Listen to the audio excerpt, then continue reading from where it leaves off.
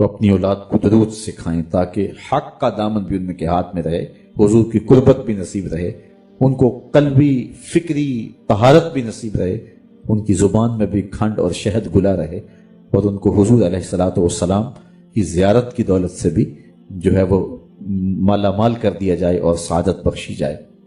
دوسرا کام علامہ اقبال کہتے ہیں جو ہمارے کرنے کا یہ ہے، وہ یہ ہے کہ اپنی اولاد کو حضور کی سیرت پڑھائیں تاکہ صاحب سیرت سے ان کا پیار پیدا ہو۔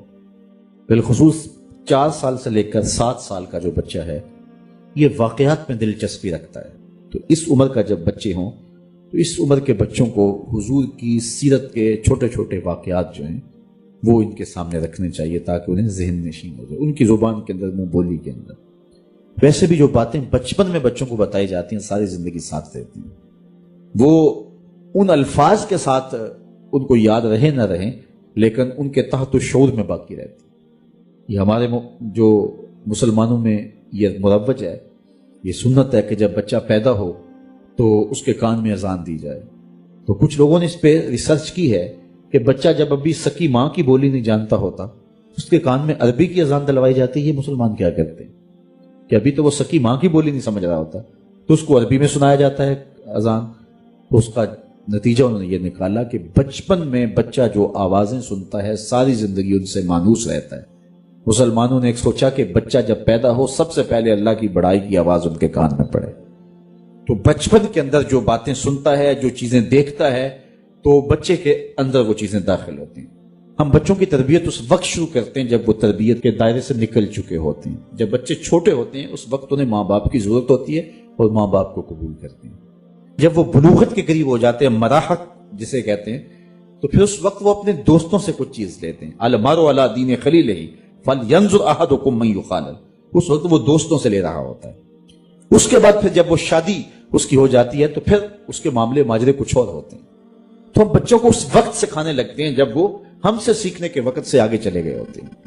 تو بچے جب چھوٹے ہو، بالخصوص 4 سال سے لے کر 7 سال کی عمر تک، ان کو سیرت کے واقعات سکھائیں، ازبر کروا دیں۔ 7 سال سے لے کر 10 سال تک ان کو نماز سکھائیں، نماز کی ترغیب دیں، اور جو ہے وہ ان کو مسجد کی طرف لائیں اور ضروری سنن مستحبات بتائیں۔ 10 سال سے لے کر بلوغت تک انہیں حلال حرام ساری تمیز ان کو سکھائیں، پردے کے حکام، دیگر ساری چیزیں۔ یہ بطور مسلم ہماری والدین کی ذمہ داری ہے، اور مشکل نہیں ہے کہ اپنے بچوں کو حضور کی سیرت آپ 2-4 سال کے اندر پڑھا لیں۔ روزانہ شام کو نہیں ہے تو پیر کے دن یا جمعے کے دن 2 دن ہفتے میں رکھ لیں، کھانے کے وقت بچوں کو 5-4 منٹ کے اندر حضور کی سیرت کا کوئی واقعہ آپ بتا سکتے ہیں۔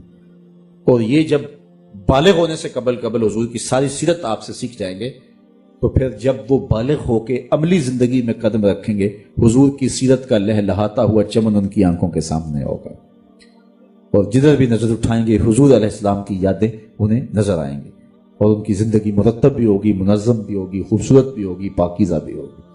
تو یہ وقت کبھی ضائع نہیں کرنا چاہیے، اور اگر یہ وقت ہم ضائع کر دیتے ہیں، حالات اتنے تیز ہیں اور وہ ذرائع جن سے آگے نسل سیکھ رہی ہے، جب ان ذرائع پہ وہ آ گئی تو اس ذرائع کے پیچھے یہودی دماغ بیٹھا ہوا ہے۔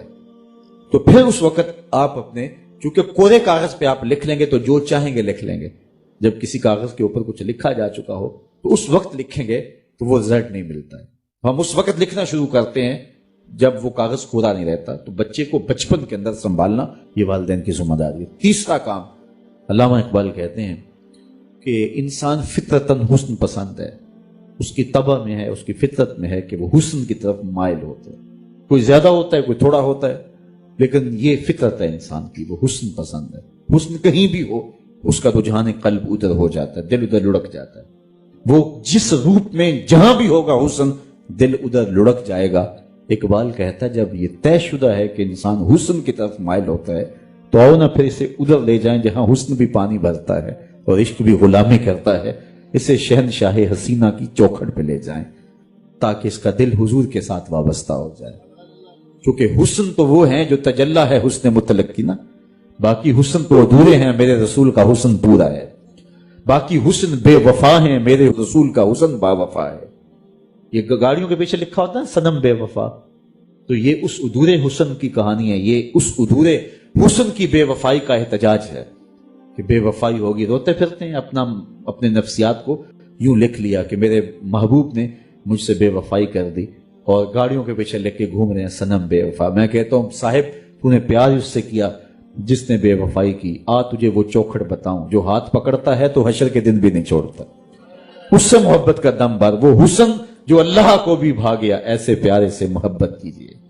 تو حضور کے ساتھ جب تعلق جڑے گا اپنی اولاد کو بتائیں کہ بڑے ہنسی ہیں زمانے میں، لیکن جو حسن رب نے محبوب کو دیا، مکھ چند بدر شاہ شانی ہے، متھے چمک دی لاٹ نورانی ہے، کالی زلف تے اکھ مستانی ہے، مخمور رکھی ہن مد بھری.